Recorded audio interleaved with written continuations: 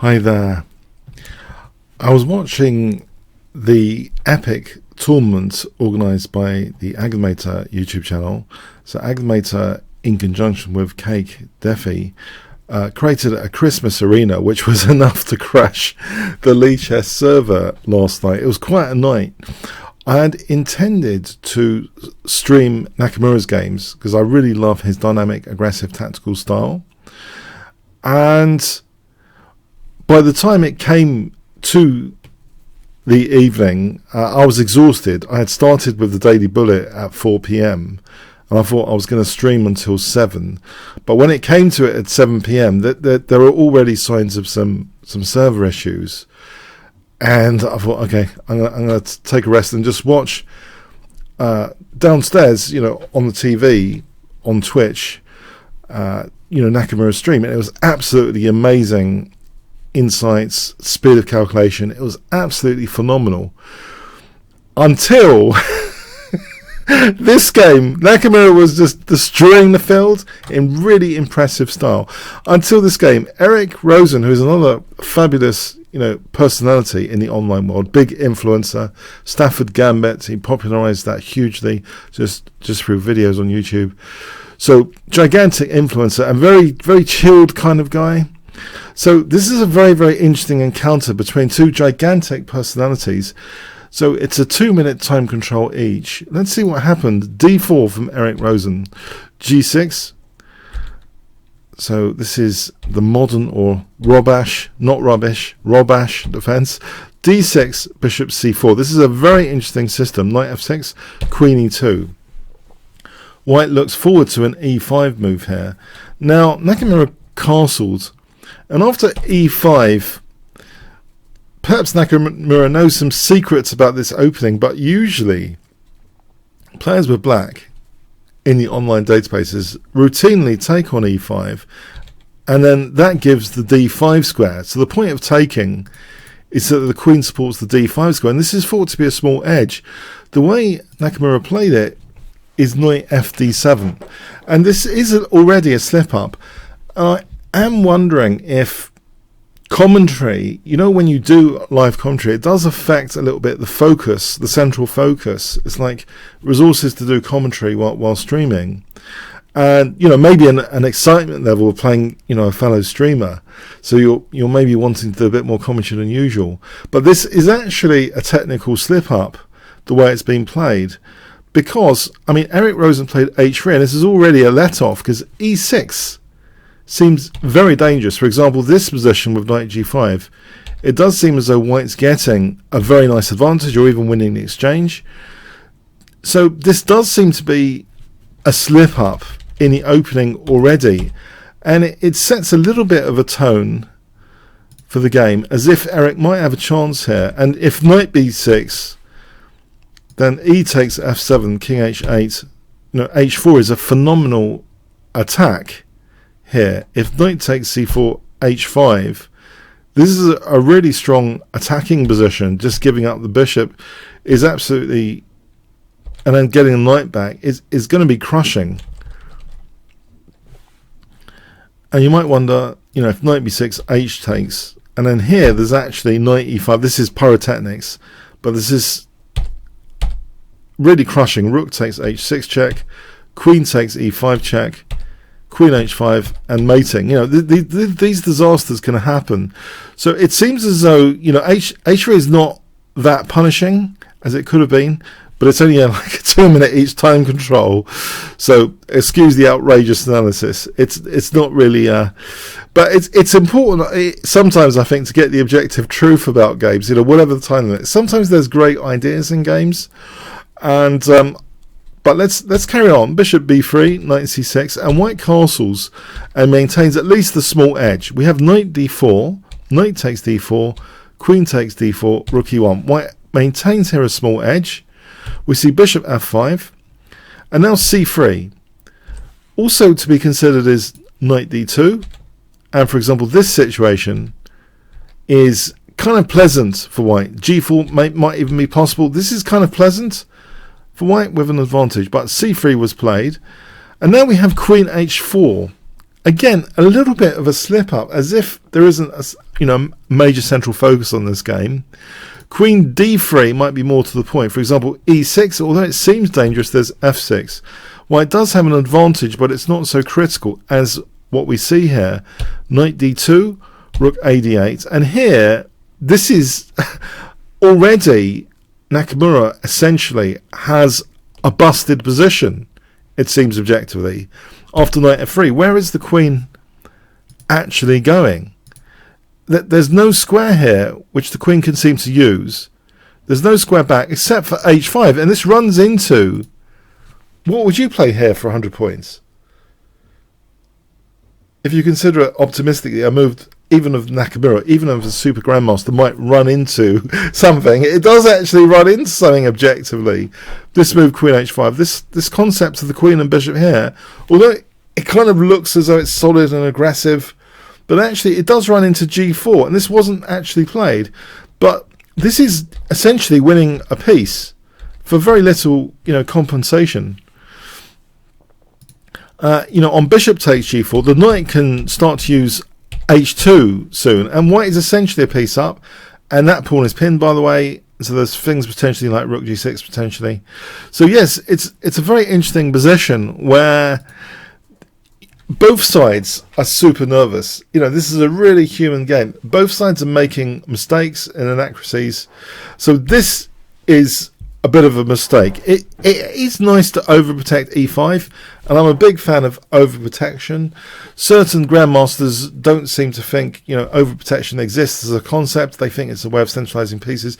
No, I think Nimzovich had a point. Overprotection is a very important strategy, but there's g4. That's more appropriate to the position. g4, be like Bruce Lee, play the position g4. But bishop f4 overprotects e5.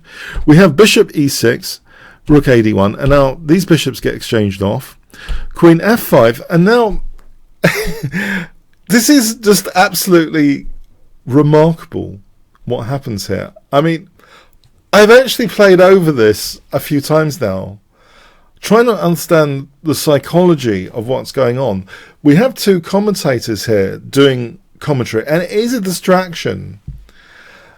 And if we think about chess as tactics and strategy, tactics requires a penetrating glance, a real focus, pin-sharp focus into the minutiae, the finesses, the tiny little details, continually looking at the tiny little details of the position. And both sides doing commentary, Eric Rosen just plays knight d4. Now, Eric Rosen is over 2700 on this time control. And by the nature of this game, you might not think that either player is over 2,500. If you just were given this game without the players, you'd think maybe that they weren't over 2,500. Especially with this move, it just blunders a bishop. And Nakamura now, the optimism level, went gigantically through the roof, as if Eric, please resign, in the commentary. It's totally understandable. White's just lost an entire bishop. This isn't a technical trap or anything. White has actually lost an entire bishop. But as Tartko has said, the blunders are all there waiting to be made. And we're playing essentially, when we play chess against humans, we're playing blundering spectators compared to computers. But, at least with computers we can take the power out, or EMP, electromagnetic pulse. There are ways to beat computers as well, or just use, play the computer at kickboxing instead and see what happens. So, but here, okay, is there a chance against a Super-Grandmaster like Nakamura to win this position? And yes, you see e6. This is really interesting now. So Nakamura, he takes out the d4 knight, which was standing pretty, so it seems worth it. And then we have rook takes d2, d4, winning a pawn. And it seems entirely hopeless. g3, queen d6, that seems a sensible move. E takes f7 check. Rook takes f7. And then we have rook takes d4, queen takes d4. And it does look as though the queen here is virtually pinned down to f2. I mean, there's virtual pins as well of responsibility as well as absolute and relative. However, there is a pinning move, and there's an expression in chess which is pin and win. I know I love my quotations. There's pin and win, but surely, and this is the most brutal form of pin. It's an absolute pin as opposed to a relative pin or a virtual pin. You know, the queen wasn't, you know, it was virtually pinned, but, you know, so f2 is actually there for grabs, and the queen does take it. And it's at this moment that we see even a Super-Grandmaster, even a top Super-Grandmaster at speed chess, you know, there's still a potential for blunders to be made. But this is, for me, a special case where there's a pin in the position, especially an absolute pin, I mean, as well as the other tactical instruments, tactics requires this continual penetrating glance, continual look at the finesses. But where there are actual tactical instruments, you know, playing music in the chessboard position, like the pin is starting to play music. I'm pinned. I don't exist. I don't actually exist. The rook is crying out. It's singing that song. I don't exist. Its influence, you know, is covered by another quotation. You know, the power of the pin piece or pawn is illusionary. I think that was Nimzovich. It was either Nimzovich or Tartkower. So anyway, the power of the pin piece is illusionary. And when we commentate, if you ever do live commentary, you know that you're distracting your mental resources. But also, you know, if there is a presence of a pin or other instruments, tactical instruments, you know, unprotected pieces as well, you should be on a higher kind of alert level. A higher alert level is needed if you've got an unprotected piece, or if you've got a pin piece, or you've got overloaded pieces, or you've got a weak back rank, or you've got other sort of downsides. Your alert level needs to go up and up. And unfortunately, Nakamura, he was doing commentary, but it's almost impossible to imagine. I actually think it's almost impossible to imagine White actually winning this position. How on earth could White actually win this position just based on that pin? The funny thing is, Queen takes G3 is played, and spectacularly, this also features what I would say is a weakness of the last move. It has neglected F1, which might be a clue for you. Guess what White plays here, which turns the tables. The evaluation, technically, if you put it through the top computers, it's gone from -10 to White being +1 here, nearly +1. In one move. It's an 11-point swing. So White to play and get, you know, an advantage in this position. What would you play here? And note also the pawn structure. It doesn't inspire, you know, confidence. There's two pawns here. It really doesn't inspire confidence. This, you know.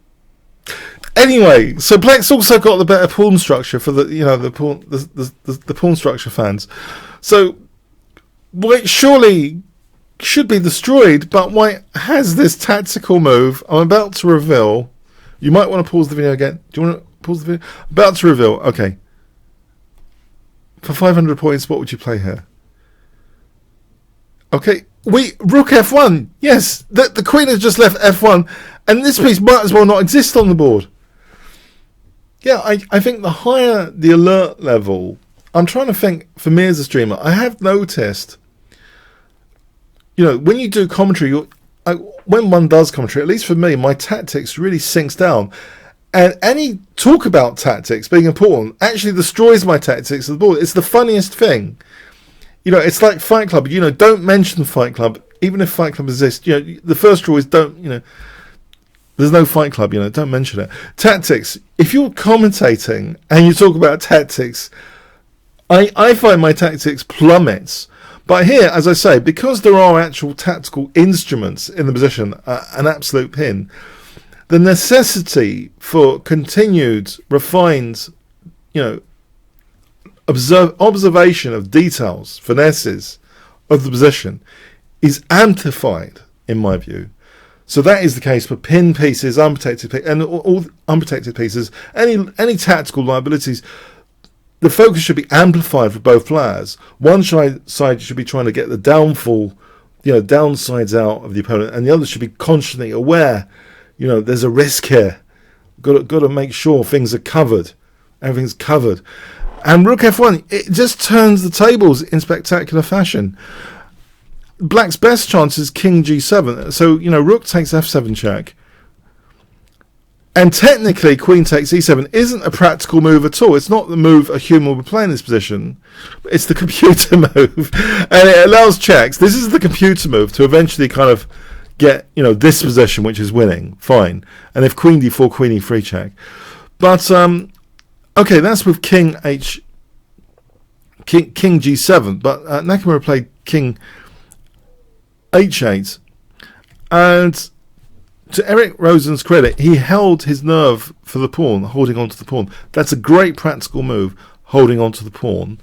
C6, and another great practical move, not offering any checks. Rook takes E7. Although, you know, technically, Queen takes E7 is technically the way to go, but it requires, you know, some king moves. And then White's going to be winning eventually. But we have Rook takes E7. And now Nakamura has a weakness of the last move. He actually plays this, allowing, you know, basically a mate in one, and that was missed. Queen C8. But Rook E8 check was played with an idea of winning the game through simplification, which is a natural idea as well. Queen E5 check to get the queens off, and expecting, you know, the queens to come off. But Nakamura now blundered with King H6. And, you know, if Queen takes E5, the funny thing is, White only has technically a small edge. I mean, Black's pawns are still nice. It's only the exchange down. White's, you know, double pawns don't inspire confidence. But with King H6, Queen takes G3 was played. That's the final oops of this game. And so why on earth would I cover this game? I just think the blunders are all there waiting to be made, but especially, you know, tactics and tactical instruments. I don't think it's been said enough that when there are sharp tactical instruments on the chessboard, our focus levels as human beings really needs to be on the finesses, on the details of the position. So I think it's kind of an instructive and dramatic game to bear in mind when we have a pin piece or when the opponent has a pin piece. I think this is, you know, in many ways it's more instructive than, you know, long, you know, World Championship games. I just think it highlights the need that chess needs such attention and care sometimes in particular positions, even when you're winning. As Lasker has said, you know, the hardest game to win is a one game, or to that effect. Okay, so I hope you enjoyed this and got something from it. But I will cover Nakamura's wins. You know, he had a fantastic run and is leading the tournament. If the tournament is resumed, he's destined to win the tournament. But I'm pretty sure, you know, maybe, you know, when he's pinned next time, he's going to make sure he finishes it before the commentary. You know. Anyway, so yeah, I mean, I think it's a lesson for everyone, this game. And Nakamura leads the tournament, as I mentioned. And yeah, check out my courses if you would like. Kingscrusher TV/chess courses. There's some discounts coming up around Boxing Day. Also, if you check out that page, Boxing Day, it's super discounts. But already they're very well discounted on the current selection of courses there. So I hope you check those out as well. Okay. Comments, questions, like, shares, subscribes, all appreciated. Thanks so much.